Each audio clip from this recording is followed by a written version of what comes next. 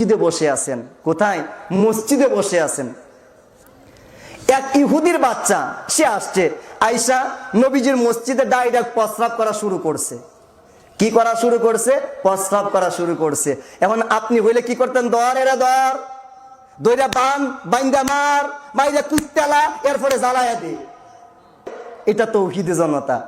কিন্তু আমার নবী বলে, কিছু সাহাবী রেডি হয়েছে ধরার জন্য, আমার নবী বলে সাবধান, প্রস্রাব করতেছে। সমাজে অভাব নাই, টুপিওয়ালা সমাজে অভাব নাই, জুব্বাওয়ালা সমাজে অভাব নাই। আমার নবীজি বাহিরের যে সুন্নত রেখে গেছেন এটা সমাজে আছে, কিন্তু আমার নবীজি চরিত্রে সুন্নত রেখে গেছে। আমার নবীজি জীবনেও মিথ্যা কথা বলেন নাই, এই সুন্নত সমাজে নাই।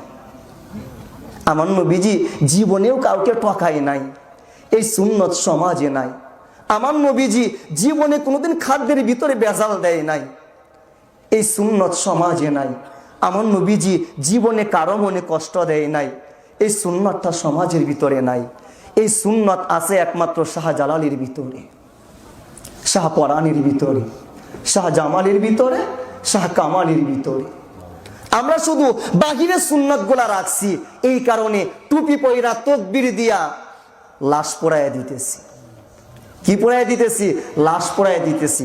অথচ আমার নবীজি রহমাতুল্লিল আলামিন যুদ্ধের ময়দানে বলতেন, সাহাবীরা, এই সাহাবীরা, ফসলের খেতে আগুন দিবা না, এগুলার মাধ্যমে আল্লাহ মানুষকে রিজিক দেয়, ফসলের খেতে আগুন দিবা না। আমার নবীজি বলতো, সাহাবীরা, বৃদ্ধ মানুষকে হত্যা করবা না, বৃদ্ধ মানুষের উসিলায় আমার আল্লাহ রহমত দেয়।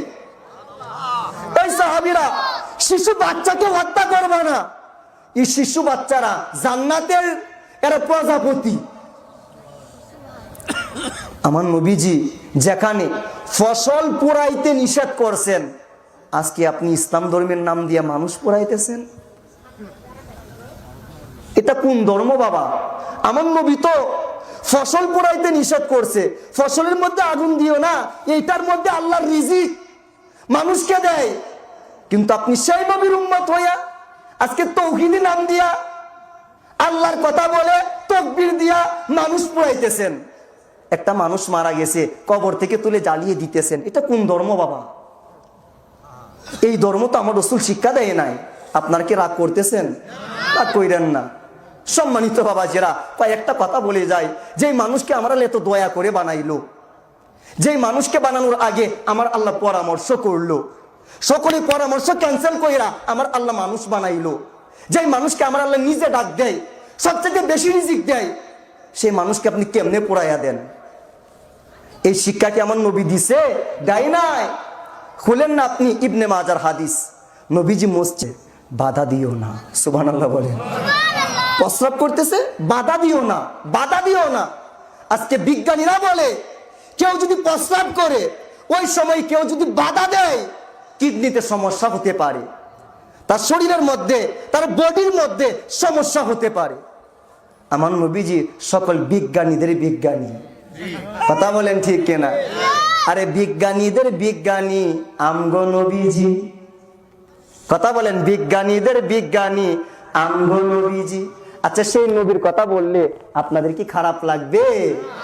নবীজির প্রেম, নবীজির মহব্বত, নবীজির ইশক, এটাই তো আমাদের সম্পদ। কথা বলেন ঠিক কিনা? এক সাহাবী আসছে, ইয়া রাসূলুল্লাহ মাতা সাআ, কিয়ামতটা কবে হবে? আমার নবীজি বলে, মা আগাদাত্তা লাহা, কিয়ামতের কথা বলতেছো, কি জোগাড় করছো কিয়ামতের জন্য?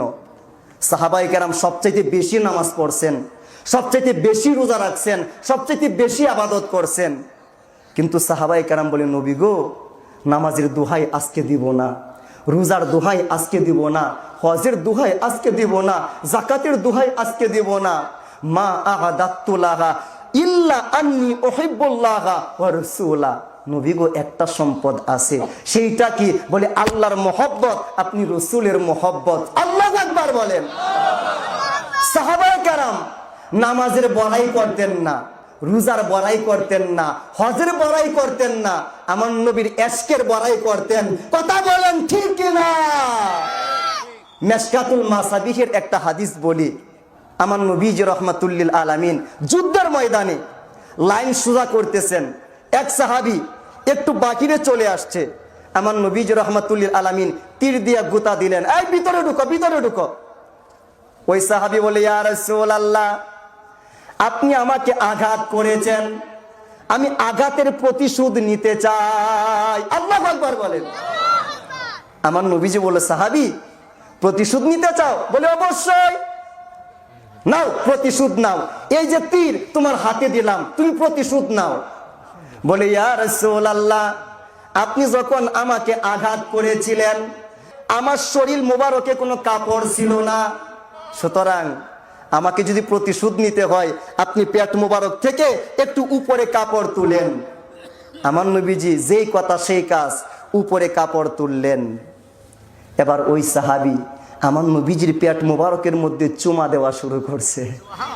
আল্লাহু আকবার বলেন। আমার নবী বলে, পাগলা, এটার নাম কি প্রতিশোধ? বলে, ইয়া রাসূলুল্লাহ, কেমন করে ভাবলেন আমি আপনাকে আঘাত করে প্রতিশোধ নিব? মনের ভিতরে অনেক শখ ছিল, নবী গো, কোনো একটা দিন যদি আপনার শরীর মোবারকে চুমা দিতে পারতাম। আজকে যেহেতু সুযোগ পাইছি, বাহানা করে আমি চুমা দিয়ে নিলাম। আল্লাহু আকবার বলেন। নবী মোর পরশমণি, নবী মোর সোনার খনি, নবী নাম জপে যেজন সেই তো দোজাহানের ধনী। নবী মোর পরশমণি, নবী মোর সোনার খনি, নবী নাম জপে যেজন সেই তো দোজাহানের ধনী।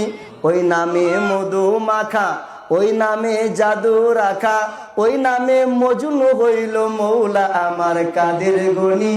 নবী মোর পরশমণি, নবী মোর নূরে খোদা, তার নূরে সকল পয়দা, আদমের পেশা নিতে নবী নূরের রওশনী। নবী মোর পরশমণি, ওই নামে সুর দরিয়া পাখি যায় গান গাহিয়া, ওই নামে মজনু হইল মৌলা আমার কাদের গনি। নবী মোর পরশমণি। আল্লাহু আকবার বলেন। আরে নবীর প্রেমিক হন, নবীর প্রেমিক হন, নবীর প্রেমিক হন। মা রাবিয়া বসরি রাদিয়াল্লাহু তাআলা আনহা রাত্রবেলায় হাত তুলছেন, আল্লাহ তুমি আমাকে যা দিতে চাও দুনিয়াতে সবকিছু দিয়ে দাও তোমার শত্রুকে। তুমি আমাকে যা দিতে চাও দুনিয়াতে সবকিছু দিয়ে দাও তোমার শত্রুকে। অর্থাৎ দুনিয়াতে আমার জন্য যা বালা রাখছো, যা কিছু রাখছো, যা নিয়ামত রাখছো, এই সবগুলা কাফেরদেরকে দিয়ে দাও, তোমার শত্রুদেরকে দিয়ে দাও, নাস্তিকদেরকে দিয়ে দাও। মা রাবিয়া বসরি হাত তুলছেন, মায়ের বিরুদ্ধে কথা বলা যায় না।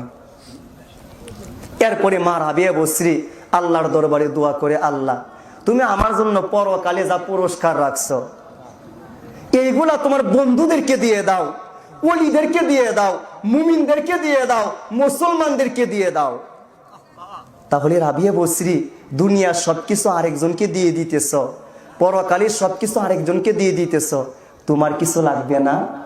মা রাবিয়া বসরি বলে, আল্লাহ আমার জন্য তুমিই যথেষ্ট। আল্লাহু আকবার বলেন। গাউসুল আজম শাহানশাহ এনায়েতপুরী রাদিয়াল্লাহু তাআলা আনহু আম্মাজান বললেন, বাবা আজকে আমাদের পাশের এলাকায় একজন মহান ওলি আল্লাহ আসবে, ভেদের দরিয়া সৈয়দ ওয়াজেদ আলী রহমাতুল্লাহ আলাইহি। সুবহানাল্লাহ বলেন। বাবা তুমি যাইও, আমি তোমাকে গোসল করাইয়া দিলাম। 17 বছরের বালক খাজা বাবা শাহানশাহ এনায়েতপুরী রহমাতুল্লাহ আলাইহি পাশের এলাকায় আসছেন, তরিকা প্রচার করতেছেন, সেই নবীর তরিকা। এই দেশে কোন দেশের মানুষ আইলো রে, তোমরা নয়ন ভরে দেখো গো, এই দেশে কোন দেশের মানুষ আইলো রে। খাজা বাবা এনায়েতপুরী হুজুর পাক সুন্দর করে গোসল করে আম্মা জানের দেওয়া পোশাক পরে, পোশাক মুবারক পরে রওনা হলেন আপন মুর্শিদের সামনে। গলা মুবারকের মধ্যে একটা মাফলার পেছানো, সামনে হাজার হাজার লোক বসে আছে, কিন্তু সৈয়দ ওয়াজেদ আলী রহমাতুল্লাহ আলাইহি ওনার খেয়াল হাজার মানুষের দিকে নয়, শুধু এনায়েতপুরীর দিকে। আল্লাহু আকবার বলেন। ডাক দিছেন, এই কম্পেটওয়ালা মেরে পাশ আও, এই কম্পেটওয়ালা, গলার মধ্যে যার মাথায় পেছানো, তুমি আমার দিকে আসো। খাজা বাবা এনায়েতপুরি হুজুর পাক সৈয়দ অজাদ আলী হুজুর পাকের সামনে গিয়া আদবের সাথে বসলেন। বললেন, বাবা তুমি কি চাও? প্রথম চান্সে বললেন, আমি জান্নাত চাই। কি চাই? জান্নাত চাই। খাজা বাবা এনায়েতপুরি হুজুর পাক এই কথা বলার পর সৈয়দ অজাদ আলী রাদিয়াল্লাহু তাআলা আনহু বললেন, বাবা এটা তো দুর্বল লোকদের চাওয়া, তুমি আমার কাছে আসো, আমার কাছে বায়াত হও, আমি তোমাকে ওজিফা দেই, আমি তোমাকে জান্নাত নয় আল্লাহ পর্যন্ত পৌঁছায়া দিব। আল্লাহু আকবার বলেন। ওই মজলিসে বায়াত হয়ে গেলেন। একটানা 14 থেকে 17 দিন আপন মুর্শিদের পবিত্র পালকি মুবারক উনি কাঁধে বহন করলেন। উনি বলে, বিশ্ববাসী শোনো, এই শোনো, আমার নবীজি যেই উটের উপরে উঠতেন সেই উটের মধ্যে এলমে গায়েব চলে আসতো। আমার নবীজি যে মিম্বরে হেলান দিতেন এইটার মধ্যে ইশক চলে আসতো। দুনিয়ার সৃষ্টির কান্নায় আপনি শুনেন না, আমার নবীজির সামনে ওই যে উস্তনে হান্নানা যেইখানে আমার নবীজি পিঠ মোবারক রেখে হেলান দিয়ে খুতবা দিতেন, নবীজির জন্য নতুন মিম্বর সাজানো হলো।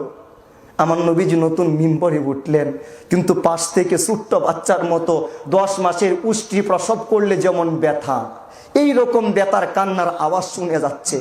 সাহাবায়ে কেরাম অবাক, আশেপাশে তো কোনো মানুষ নাই, কাঁদে কে? কাঁদে কে? হাউমাউ করে কাঁদে কে?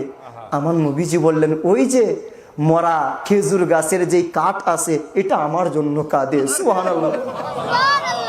খাজা বাবা শাহান শাহী এনায়েতপুরি হুজুর পাক বলেন, সৈয়দ অজাদ আলী রহমাতুল্লাহি আলাইহি ওনার পবিত্র খাটিয়া মুবারক, পবিত্র পালকি মুবারক 17 দিন আমি বহন করার কারণে আমার ভিতরে এমন পরিবর্তন হয়ে গেল, তোমরা শুধু মানুষের আওয়াজ শুনো, কিন্তু আমার ভিতরে এমন পরিবর্তন হলো সমস্ত সৃষ্টি জগতের জিকির আমি নিজের কানে শুনতে পারি।